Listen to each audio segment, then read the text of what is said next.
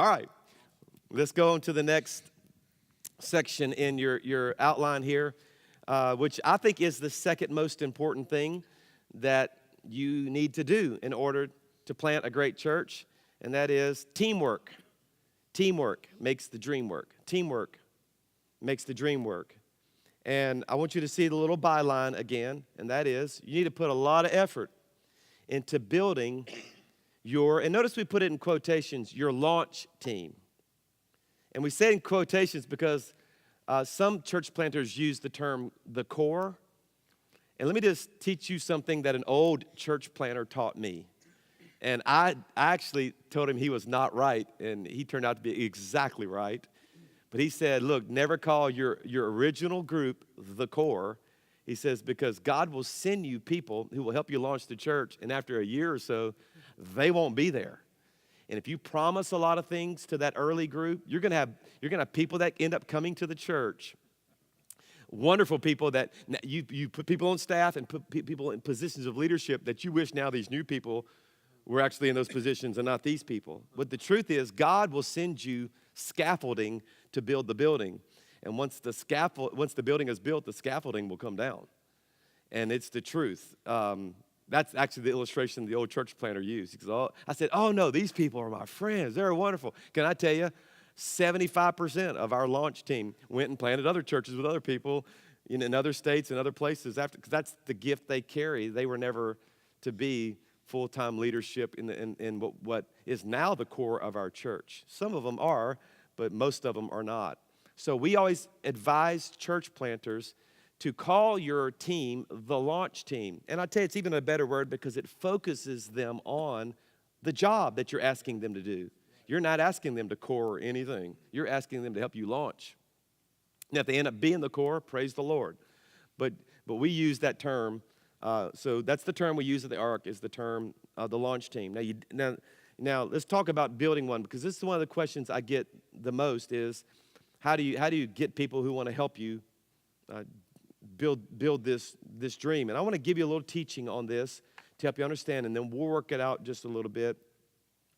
But let me just say it this way, and that is you never, listen to me closely, people, you never stop this process even after your church is launched. I still think it's my main function is to scan the room, every place I go, and look for relationships. Because, listen to me closely, God builds his kingdom relationally.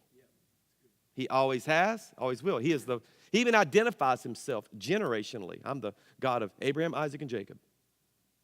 Well, why did he call himself that? He's trying to say, this is how I build. I build through relational networks, through spiritual families, which means God will bring you people that and put you in relationship with them. And I'll tell you, here's how I say it. I'm always suspicious of relationships. When I fall in love with somebody, I always wonder, this has got to be for a reason somewhere. God's up to something. So it's not just just so I can play golf with them or enjoy them as a friend. God's up to something because God builds his kingdom relationally, all right? And you just need to understand that's how he does it. So be suspicious of relationships.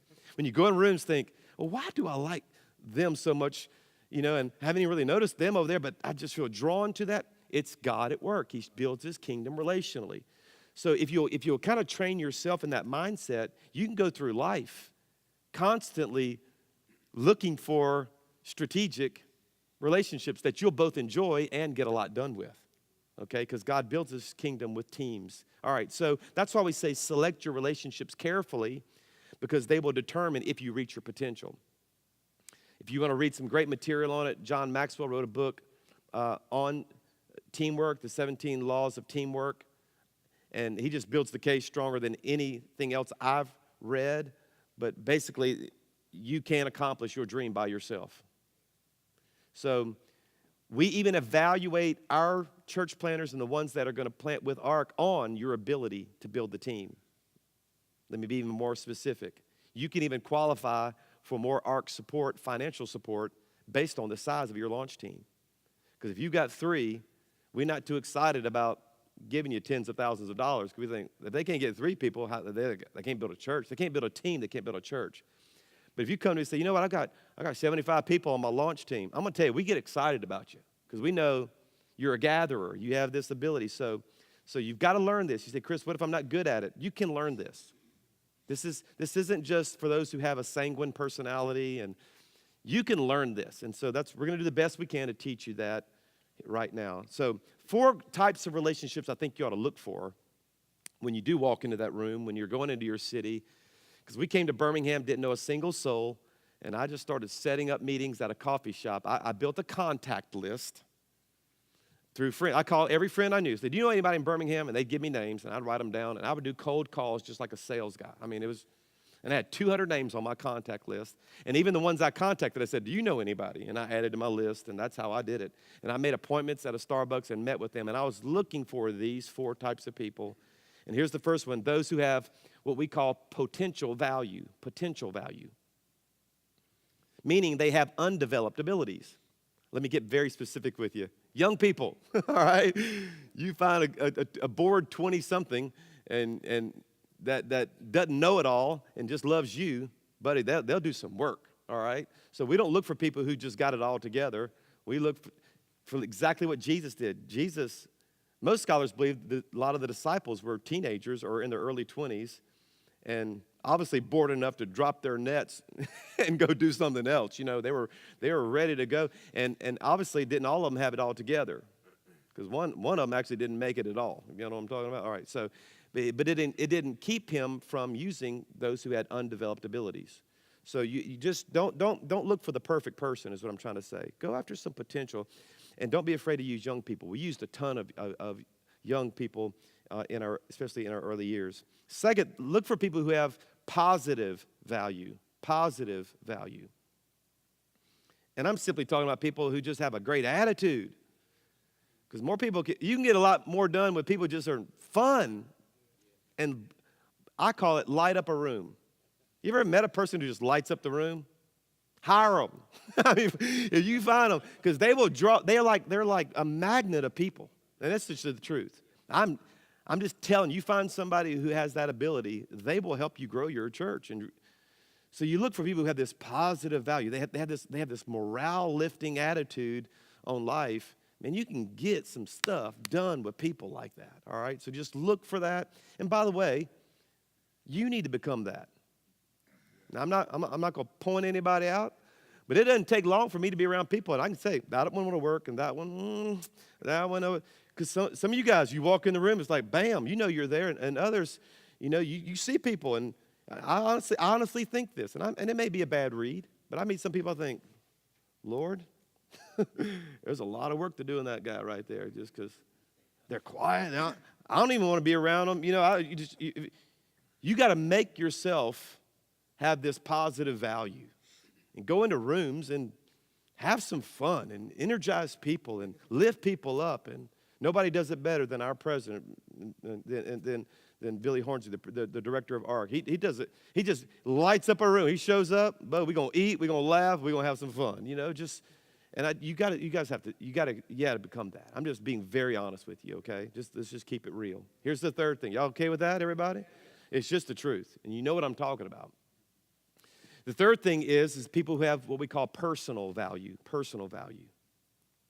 And this is what I was referring to earlier, and that is you don't know why you love them, you just do.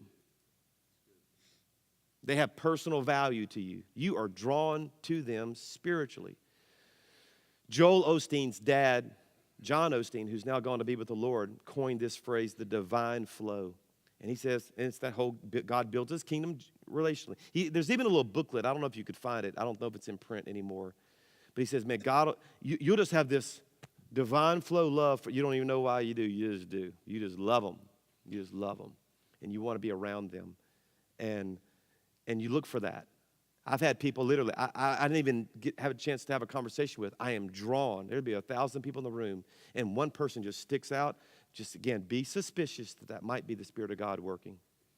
And just go love on them. Get into lunch with them. Hang out with them.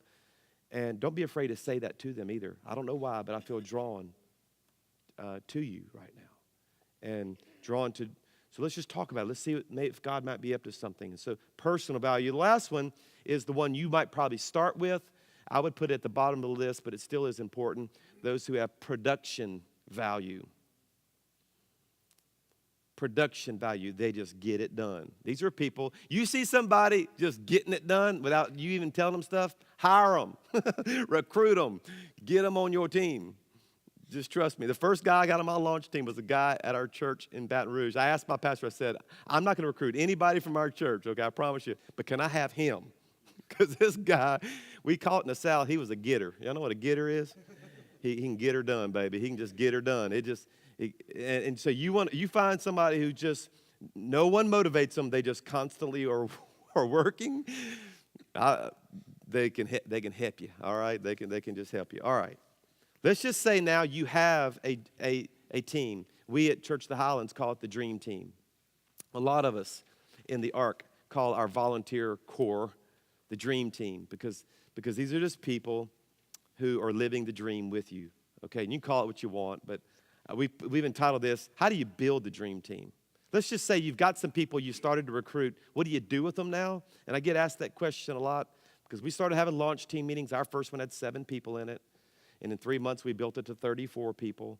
And I was still doing the coffees. And again, I've never stopped doing that. I almost every week of my life recruit and look for people. Never stop the process. But I want you to see the little phrase here because it's powerful.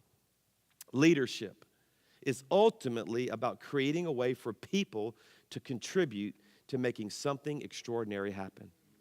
That's a powerful statement.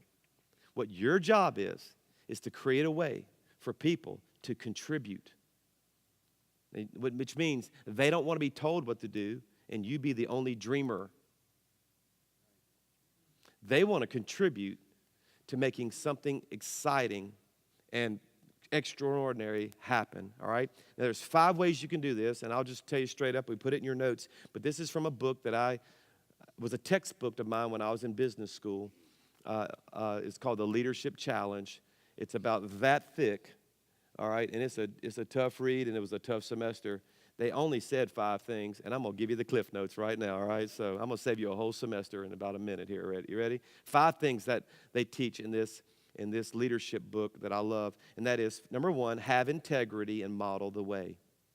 Have integrity and model the way. You know why? Because people first follow the person, not the plan. People follow the person, not the plan. They're not as excited about your city and your dream. They get excited about you.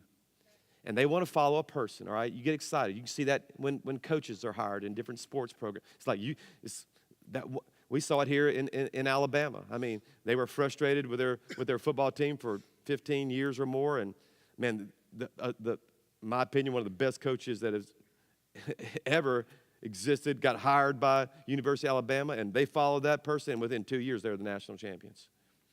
All right? And same amount of money getting poured in, same amount of everything, same facilities, same leader. Because people follow the person, not the plan. And so that means you have to have some integrity, and you have to model the things that are important. They follow you. Do what's important. And I wanted a launch team. Guess what? I was on the launch team. I needed a setup team. Guess what? I was on the setup team. I was there at 5 o'clock on a Sunday morning with a dolly and with speakers and unloading a trailer. And I always felt like one day that they would tell me, Pastor, we got this. I was looking forward to that day, I'd be honest with you. And sure enough, one day I was just sweating and setting up, and one of the guys says, you know what, you ought to probably go think about the message and let us take care of this. I said, really? I really do enjoy this. And I know, okay, okay, I guess so. But they were only doing what they saw me do. If you want them to pray, you need to pray. If you want them to invite people to church, you know what? Guess what? You need to invite some people to church. I mean, they follow the person first. So you got to have integrity and model the way. The second thing is, and boy, this one's a tough one. I'm just going to tell you, because I can't find enough leaders that actually can do this one. And I do think you can learn it, and that is you have to learn how to communicate the vision. You need to learn how to communicate the vision. Now, I want you to look up here at me. I want you to hear this. There's tons of people who have vision, and it's a good vision, and they've never learned how to say it where people want to do it. I meet leaders all the time. I say, hey, man, tell me what's going on. And I don't get excited when they talk to me. And the next guy comes up, and it's like, I want to quit this church and go do it with them. Now, what is that? They've learned how to communicate it. I put a little sentence there that I want you to see, and there's a lot of nuggets in this sentence. How do you communicate the vision? Right here in this sentence. You envision the future. Let's stop right there. What leaders do well is they can paint a picture of what the future looks like. See, when I came to Birmingham, I actually saw some things in my spirit, and I started telling people what those look like. And you've got to envision the future by imagining two things. People want two things. They want something that's exciting. Would you add to your notes, fun? Exciting and, underline the next word, ennobling, meaningful. So people want to have both fun and do something that matters, is what I'm trying to say. And your job, let's back up the sentence now, is to paint a picture of the future, envision it, paint a picture of the future, and then paint it in a way that's both fun and significant. It changes the world. Exciting and ennobling. And then find people who will listen to that and share it. And that's the last part. You've got to find people who will listen to it and then share it. Let me tell you how I did it. I sat at the coffee shop and I did two things. I said, I want you to tell me your dream. If you had all the money in the world, all the time in the world, all the ability in the world, and you could do something for God that would matter for eternity, what would you do? And you get a person answering that question, you get them tapping into their dreams. And then I said, well, let me share you mine. And then I tell them mine. And then I spent the last part of the conversation saying how I think the two of ours could come together to do something that matters. And that's how I built my launch team. So it's very important. Again, I find a lot of leaders with a great vision who can't say it in a way where anybody wants to do it. Number 3, it's very important. Now you have your team together, your meeting, your weekly meeting, planning this launch. You've got to allow them to challenge the process. You've got to allow them to challenge the process. Now notice the word process. That's how we do it. Notice the word is not vision, what we're going to do. People here cannot challenge my vision. They can challenge how we're going to do that vision. And I tell our staff every week, I said, look, here's what I want to do, but you tell me how the best way to do it. And you want your team having a role. And I'm going to tell you just straight up, there's a lot of people who won't do that because they've been in stifling situations at other churches. And they'll sit there and they'll say, well, Pastor, whatever you want me to do, I just tell me where you need me. And don't let them do that. You're going to have to draw it out of people because a lot of times they've been in environments where they've never been empowered. And so it's very important. Number 4, then let them lead. Let leaders lead. Turn them loose. Build teams and empower people. And take the risk. Jesus did, you ought to. And what if they mess up? Great, fix it. Just fix it. Jesus' disciples messed up many times. They had a demon they couldn't cast out. They said, we can't cast out this demon. What's the problem? Everything else works. This one's not. He goes, oh, you forgot. This kind comes out only by prayer and fasting. He had to train. He was constantly training them. And again, one of them didn't work out at all. So just build teams, empower people, take the risk. And number 5, very, very important when you have a team, create an atmosphere of encouragement. Create an atmosphere of encouragement. In other words, recognize contributions, celebrate victories. There's nothing worse than being on a team that when you have a big win, the only thing you hear from your pastor the next day is what our next thing to do is. At some time, you need to stop and partay. You need to have and just praise God. Look what happened, and just celebrate some wins. And we have a monthly all-staff meeting, and the first 20 minutes of our meeting is stories and then shout-outs to different team members. And we spend all this time, and they'll say, man, I want to say thanks to Carol here because she just stepped it up at that last thing we did. And the next person says, well, I want to give a shout-out to, and we just encourage each other. And by the way, the best way to do it is to always recognize somebody publicly. If you want to really make somebody's day, you can tell them, you can write them a note, but you say it in front of other people, and it takes it to a whole nother level. I'm just telling you, all right? I gave my wife flowers once. I always give her flowers at her birthday, but once I sent them to the lunch she was having at a restaurant with ladies in our church. I sent the flowers to the restaurant. So they walk in the restaurant, no one knows. They see the florist guy with this big bouquet, and everybody went, and no one knows what table it's going to land at. He weaves through. Everybody's like, and it's going through. And then it lands in front of Tammy, and the whole restaurant went, How many of y'all know it was a good night at the Hodges house that night, right? Right. Because, it works at home, but it worked better at the restaurant. I'm telling you, okay? And it's because you want, public commendations, when you shout out to somebody and tell them, they will serve, they will be a team member to you like no other. All right, here's the critical question. Are you ready for that? Are you ready to not build chrishodges.com, but you're ready to share the successes with other people and let them shine? You got it? All right. Still a little Q&A on this one. I know you got questions. Come on, let's do it. Let's work it out. Billy, anything you want to add to this before we do the Q&A part? Lots. Raise your hand, and Guy will come to you while Billy's talking. And we'll take our break after this one, too. I was just this is huge. Teamwork is huge. You cannot be insecure and build a great team. That's bottom line. If you're insecure, you will never have a great team. You'll just have a bunch of insecure, frightened, intimidated followers who will never reach their max. I tell my staff, I don't hire you to do a job. I hire you to take your role in this ministry. I want you to have a role. And to help them do that, I help them find their sweet spot. And I have like 5 things I need you to do. And in 6 weeks from now, I want you to tell me what your role is going to be in our office. And when they do that, it kind of motivates them. Oh, well then, if I could have a role in art, this is what I would love to do. And like their lights come on and they get so motivated that I don't have to supervise them very much. I mean, they're the ones calling me, contacting me. Man, I got this idea. What do you think? I let them try it. So remember, your team is everything. Couple of quotes that I live by.